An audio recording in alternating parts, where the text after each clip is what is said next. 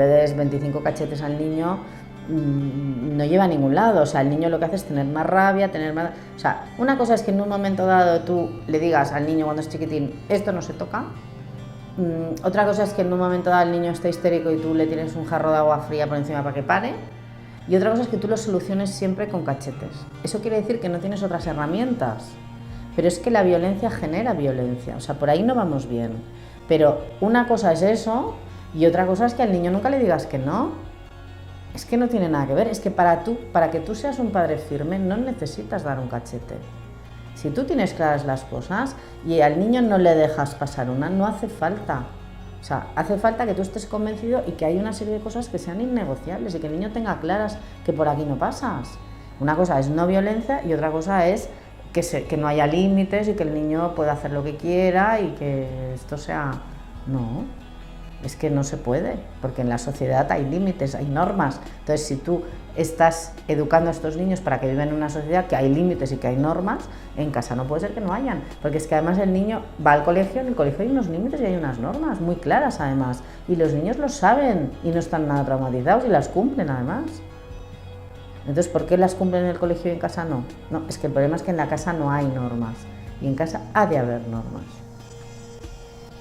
Pero las normas no quiere decir que esté todo el día castigando al niño, porque además es que el problema del cachete y de la bofetada es que empiezas con un cachete, sigues con una bofetada y luego ¿qué?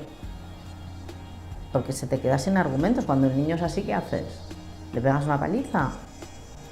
No vas a conseguir nada. O sea, yo estoy totalmente en contra del castigo físico, totalmente en contra, pero estoy totalmente en contra de que los niños sean los dueños de casa y hagan lo que quieran.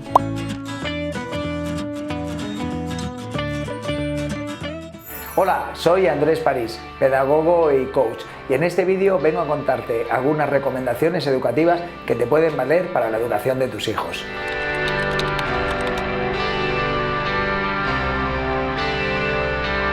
Hablar de consecuencias educativas no es hablar de castigos educativos.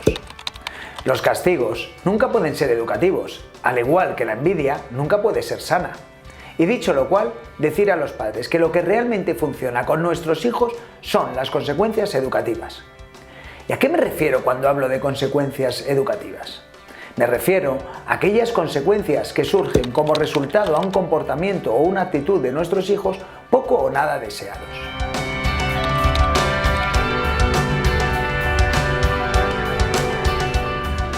¿Qué 5 aspectos te recomiendo que tengas en cuenta en lo relativo a las consecuencias educativas? Lo primero es que deben ser conocidas por todas las partes, es decir, tanto padres como hijos deben saber cuál es la consecuencia determinada de cada una de las acciones. Te pongo un ejemplo. Cuando estés viendo la tele y te llame para poner la mesa, si no vienes al momento, apagaré la televisión. Deben ser realistas, es decir, deben poder cumplirse. Ejemplo de no realismo. Ya no verás nunca más la tele. Eso sabemos que no es realista, sino que estamos siendo presa de nuestro cabreo y emoción.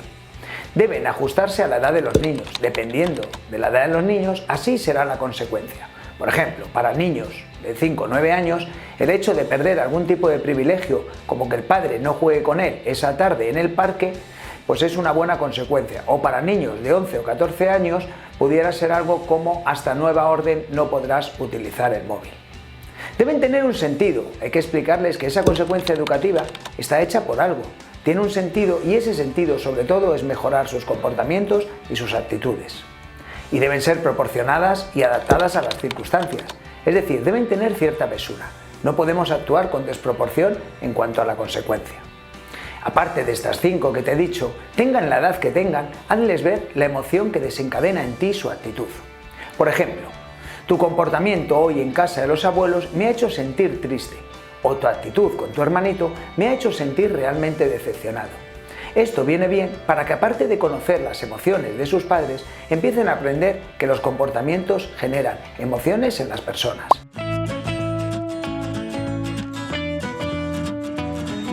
Lo asociamos con algo como con la bofetada, con el cachete, con la colleja, con el cuarto oscuro, con todas esas cosas, ¿no?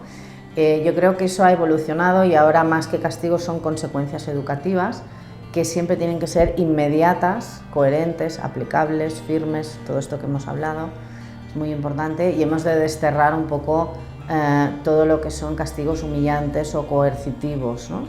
Eso sí que no sirve para nada, o sea, humillar a un niño en público delante de sus hermanos, de sus amigos, lo único que va a conseguir es que el niño tenga mucha más rabia y mucha más rebeldía. El cachete pasa lo mismo, ¿no? Tú puedes, cuando un niño es muy chiquitín, decirle no toques, pero a partir de aquí ya no tiene mucho sentido, porque lo único que consigue el niño, sobre todo cuando hay una acción violenta, fruto de la ira de que has perdido los papeles, lo único que consigues es que el niño tenga más rabia, que no entienda lo que quieres decir y aumente su grado de rebeldía y por lo tanto de agresividad, ¿no? Tú no puedes castigar a un niño porque pega a sus amigos pegándole a él, sí, porque entonces el niño... Porque hay muchos padres que te dicen, es que en el colegio me han dicho que el niño pega, pero yo no le dejo porque en casa le doy una zurra cada vez que pega. Entonces dices, pero bueno, y el niño que está aprendiendo que cuando yo me enfado, zurro, y él hace lo mismo. Los niños imitan, entonces esos comportamientos a veces los imitan de lo que ven en casa. O a veces lo que ven por la tele también, ¿eh? Hemos de tener mucho cuidado con la tele, porque a veces los niños también imitan lo que ven por la tele.